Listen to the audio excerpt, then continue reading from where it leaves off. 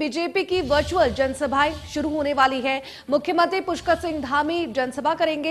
BJP प्रदेश अध्यक्ष मदन कौशिक भी जनसभा को संबोधित करते हुए नजर आएंगे। सोशल मीडिया के सभी माध्यमों पर बीजेपी जनसभा को लाइव करेगी। देहरादून में बीजेपी के वर्चुअल स्टूडियो से जनसभा लाइव होगा और सुबह 11 बजे से ये वर्चुअल जनसभा की शुरुआत हो जाएगी। बड़ी खबर हम आपको दिखा रहे हैं, आज से बीजेपी की वर्चुअल जनसभाएं शुरू होने वाली है। आपको बता दें कि आचार संहिता लागू होने के बाद अब सभी पार्टी को वर्चुअल ही प्रचार प्रसार कर सकते हैं और इसीलिए बीजेपी प्रदेश अध्यक्ष मदन कौशिक भी इस वर्चुअल जनसभा में शिरकत करेंगे। आपको बता दें कि आज से बीजेपी की वर्चुअल जनसभा शुरू होने वाली है। मुख्यमंत्री पुष्कर सिंह धामी जनसभा करेंगे और आपको बता दें कि इस वर्चुअल संवाद में मदन कौशिक भी मौजूद होंगे। सोशल मीडिया के सभी माध्यमों पर बीजेपी जनसभा को संबोधित करेंगी और इस लाइव प्रचार भी किया जाएगा। बीजेपी प्रदेश अध्यक्ष मदन कौशिक भी इस लाइव प्रचार में जुड़े रहेंगे। देहरादून में बीजेपी के वर्चुअल स्टूडियो से ये संवाद किया जाएगा। बड़ी खबर लगातार हम आपको दिखा रहे हैं।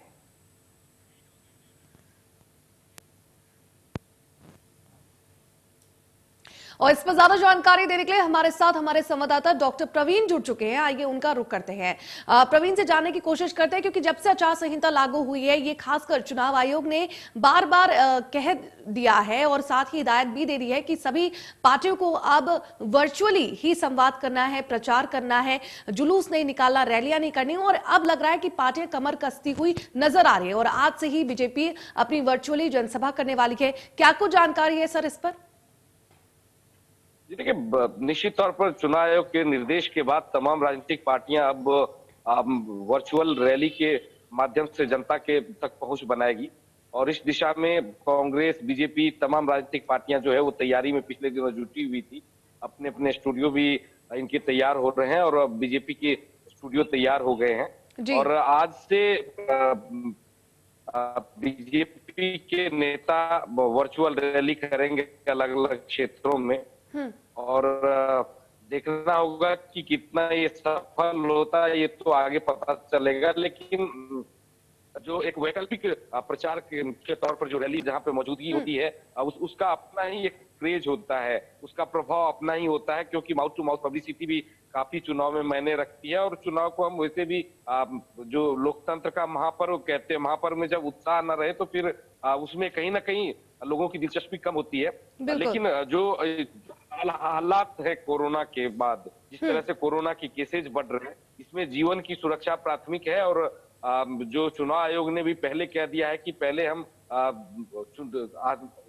जान माल की रक्षा करेंगे, उसके बाद हम चुनाव को भी उसके पीछे भी हम नहीं हट रहे हैं। उसी दिशा में इस कदम को देखा जाना चाहिए। हाँ जी, प्रवीण सर, आप ब्यूरो चीफ हैं और आपने जमीनी हकीकत जरूर देखी होगी, तो क्या अगर पिछले अगर हम अंतर देखें तो जिस तरह से पिछली बार प्रचार प्रसार होते थे, 2017 में रैलियां होती थी और अब ये वर्चुअली होने जा रहा है, क्या वो इम्पैक्ट लोगों के अंदर रह जाएगा पार्टियों को लेकर या नहीं बन पाएगा? इस पर जानकारी। जी देखिए, जो जैसा कि आमतौर पे कहा जाता है कि लोकतंत्र का महापर्व है, परिवार में रंग दिखते हैं।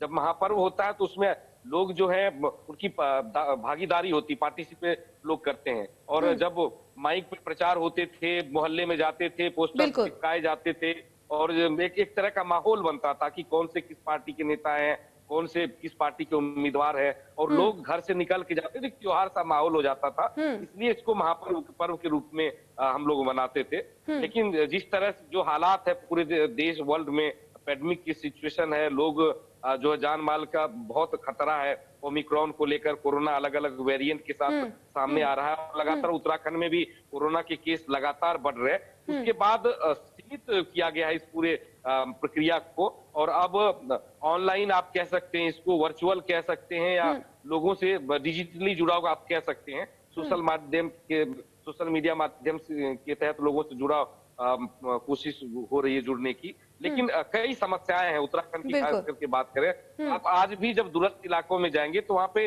मोबाइल कनेक्टिविटी नहीं है। कई इलाके में आप मोबाइल कनेक्टिविटी जो है तो वहाँ पे 2G या 3G अभी भी सुचारू ढंग से चल नहीं रहा है। तो ये एक बड़ी जिम्मेदारी है सरकार की भी, निर्वाचन आयोग की भी, कि वो किस तरह से आम लोगों तक राजनीतिक पार्टियों की बात को पहुंचवाते हैं। ये एक बड़ी जिम्मेदारी है, क्योंकि आप किसी को संवाद से वंचित नहीं रख सकते। चुनावी प्रक्रिया में संवाद बहुत जरूरी है। अपनी अपनी बात तमाम राजनीतिक पार्टियां रखती है और उसी आधार पे लोग वोट करते हैं। लोकतांत्रिक प्रक्रिया में इसी बात पे ध्यान दिया गया है कि सभी राजनीतिक पार्टी जनता के बीच जाए और अपनी बात रखे, और जिनकी बात अच्छी लगेगी जनता को वो वोट करेगी जनता। तो उन संवाद पे दूर नहीं रखा जा सकता, लेकिन ये कैसे होगा, हालांकि कोशिश की जा रही है, ये देखने वाली बात होगी।